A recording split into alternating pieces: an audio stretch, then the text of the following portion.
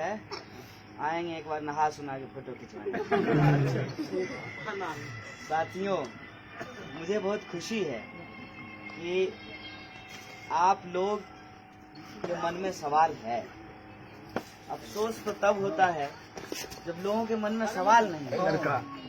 तकलीफ इस बात की है कि लोग सवाल नहीं पूछते। और बड़ी मेहनत लगी है मुझे यहाँ तक पहुँचने में, हमारे बाकी साथियों को, कि बेगूसराय ने ही हमको सवाल पूछना सिखाया। उस परवरिश में, उस संस्कार में कह लीजिए, उस मिट्टी में, उस नमक में, कि यहाँ के लोग सवाल पूछते हैं, सवाल पूछने वाले होते हैं। अब जो है उसी नमक से जो है, जो शरीर का खून है जो रगों में बहता है, हम भी सवाल पूछने लगे। क्या पता था कि सवाल पूछना इतना महंगा पड़ जाएगा, तो अंदाजा नहीं था।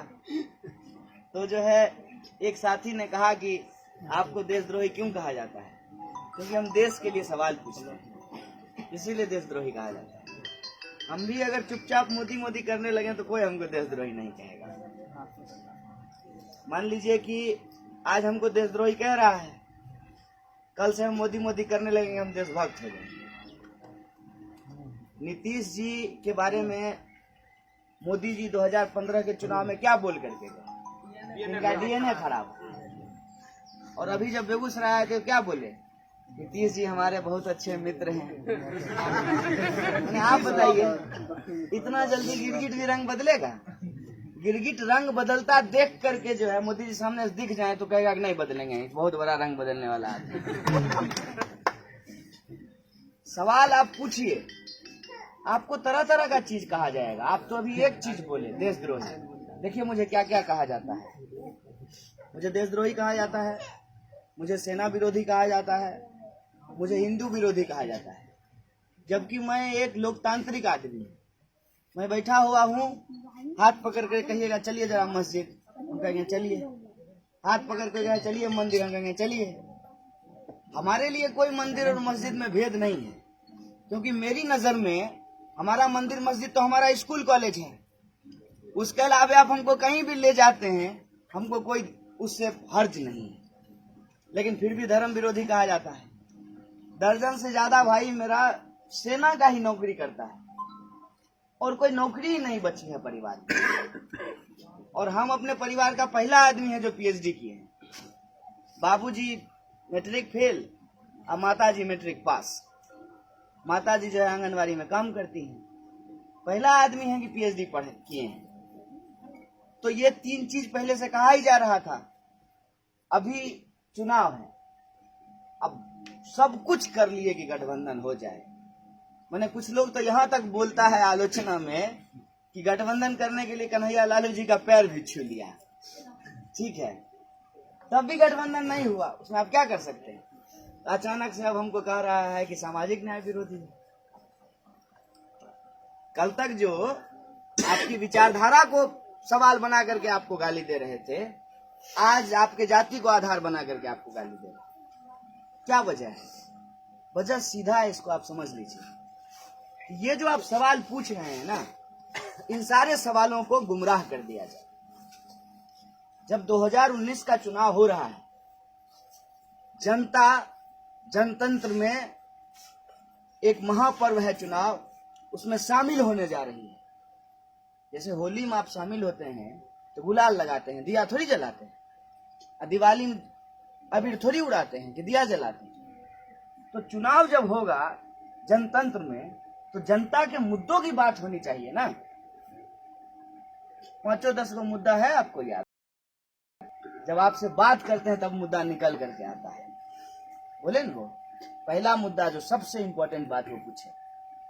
आज के डेट में जनता ये मान ली है कि नेता झूठ बोलता है। ये आएगा, चुनाव है, गोल गोल गप देगा, एक से एक बात।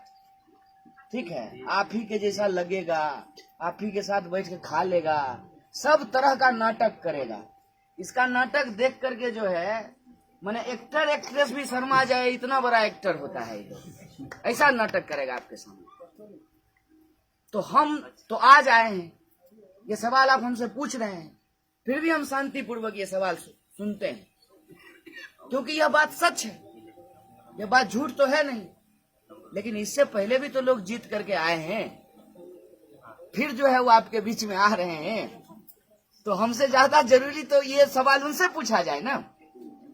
यहां से हमको बताइए, सब पार्टी चुनाव जीती है, सब पार्टी चुनाव जीती है, सबके सांसद चुनाव जीत करके गए हैं। दिल पे हाथ रख के कहिए ईमानदारी से, अगर ललका झंडा में बेईमानी होता ना तो हम चिड़िया नहीं खाए हैं, कर्जा नहीं खाए थे ललका झंडा का।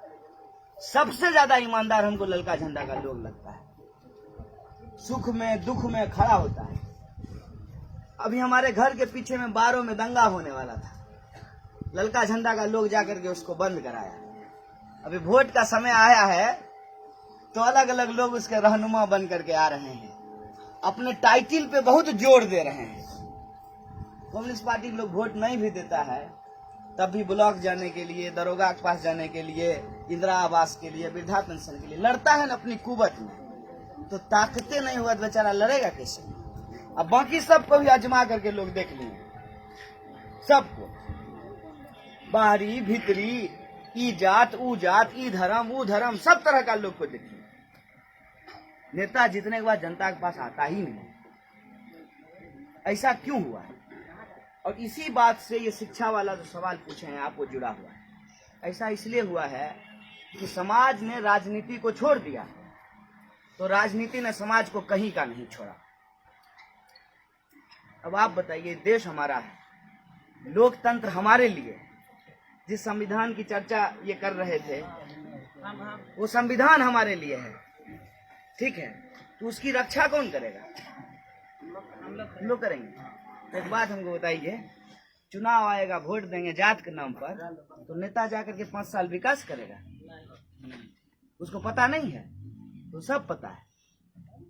पटना दिल्ली में बैठ करके निश्चिंत रहता है, सारी चिंता उसकी इस बात की नहीं होती है कि जनता वोट देगा कि नहीं देगा। 5 साल हम लोगों के बीच में रहे हैं, काम नहीं किए हैं, वोट देगा कि नहीं देगा इस बात की चिंता नहीं रहती है। बड़े आला कमान का आगे पीछे जो है गणेश की तरह परिक्रमा करते रहता है कि बस टिकट दे दीजिए, सिंबल दे दीजिए, अब वोट तो हुआ, जोड़िए लेंगे। 2.5 लाख मुसलमान, 5 लाख भूमिहार, ठीक है, इतना कुशवाहा, इतना कुर्मी, इतना पासवान, वोट जाकर वहां जोड़ लेंगे। अब वोट जोड़ करके जो है वोट ले लेंगे, वो जाएगा कहीं? मुसलमान गिरिराज को वोट नहीं दे सकता है, बावन तनवीर हसन को वोट नहीं दे सकता है, समाज इसे बना हुआ है। इसके लिए हम भी तो है ना जिम्मेवार। हम नेता बन करके नहीं, हम जनता बन करके बात अपने ऊपर लेकर के बोल रहे हैं। तो नेता करेगा कि नहीं करेगा? नेता हम लोगों को अपना बपौती समझ लिया है, बाप का राज नहीं, जैसे होता है गद्दी, दुकान की गद्दी नहीं, गद्दी पर बाबूजी बैठल थी, टिक्का लगाए थे, अपना पूरा बुढ़ारी जब अल तो बेटा टिक्का दे देखना, बेटा गद्दी बैठ जाए, स्वार्थ हो गया ना, बपौती हो गया है। जनता का सवाल नदारत है, जनता का सवाल राजनीति में आए, लोकतंत्र जिंदा हो और जो आजादी हमको मिली है वो आजादी बचे, जो संविधान ने हमको अधिकार दिया है उस अधिकार को हम बचा सकें, यही हमारी लड़ाई है। और हम आपको बता देते हैं कि राजनीति हमारे लिए कैरियर नहीं है। राजनीति हमारे लिए कैरियर होता तो हम भी किसी नेता का जो है किसी महामहिम का परिक्रमा करके उनके साथ बैठ गए होते, फिर वो भी जो है हिसाब लगा करके टिकट दे देते, जात धर्म का जो है गुना गणित लगा के टिकट दे देते, फिर हम भी रहते दिल्ली में।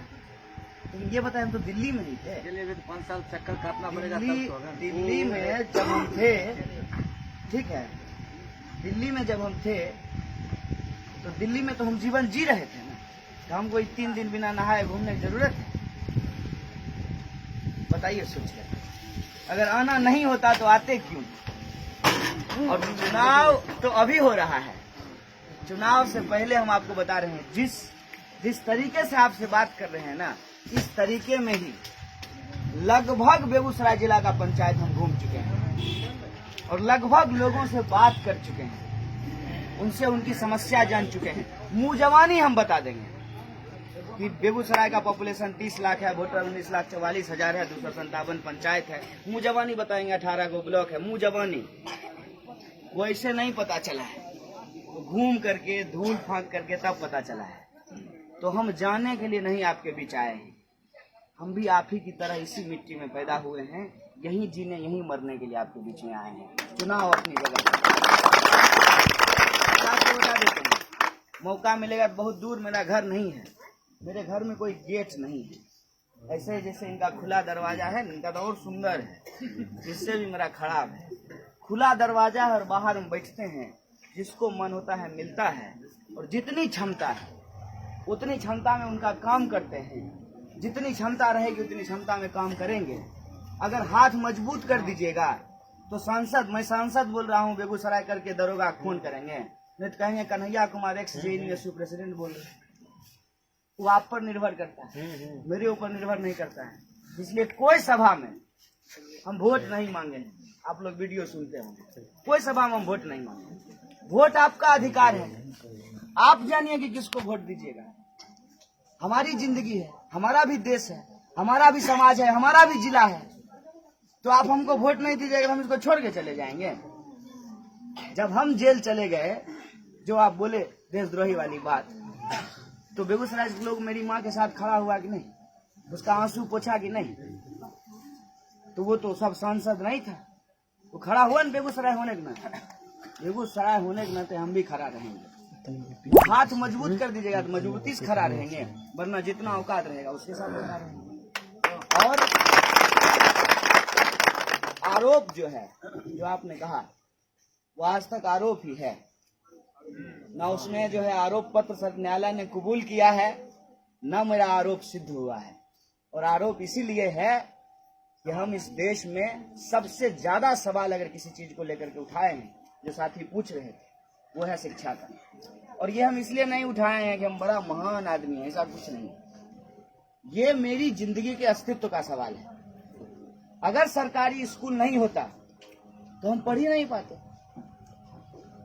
अगर सरकारी कॉलेज नहीं होता तो हम पढ़ ही नहीं पाते। अगर सरकारी विश्वविद्यालय नहीं होता तो हम पीएचडी नहीं कर पाते। तो सरकारी स्कूलों को जानबूझ करके तबाह किया गया। पूछिए क्यों? इसलिए